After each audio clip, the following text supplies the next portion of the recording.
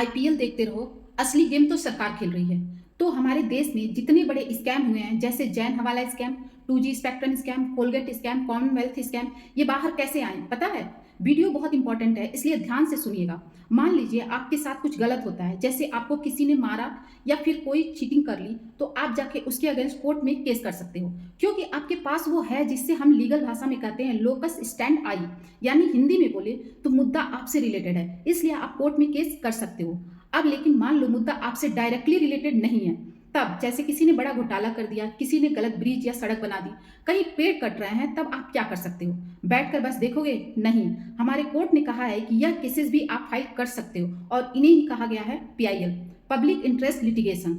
और यह पीआईएल का ही नतीजा है कि आज हमारे पास right to food, right to privacy, right to livelihood, right to education, protection from sexual harassment और भी ना जाने कितने राइट्स हैं जो हमें पीआईएल की वजह से मिले हैं। कितने सारे इन्वेस्टिगेशन और स्कैम पीआईएल की वजह से पब्लिक के सामने आए हैं। अब जो चीज इतनी इंपॉर्टेंट है उसके बारे में सरकार क्या बोल रही है पता है? खत्म कर दो। सरकार ने हाल ही में सबरीमाला वाले केस में डिस्कशन करते हुए कहा कि इसे खत्म करो, मतलब कि अब समय आ गया है कि हम पीआईएल को ठीक करने के बारे में नहीं सोचे, बल्कि उसे सीधे सीधे हटा देना चाहिए। मतलब सोच के देखिए, इतना बड़ा राइट सरकार हमसे छीन लेना चाह रही है।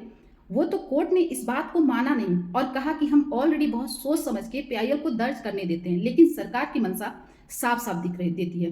पीआईएल के अलावा इन पर आरटीआई कमजोर करने का बहुत गंभीर आरोप है। इलेक्शन कमीशन के बारे में तो मैं ठीक से बात भी नहीं कर सकती इस वीडियो में। ऐसे इंफॉर्मेटिव वीडियो के लिए चैनल को लाइक और सब्सक्राइब जरूर करिए।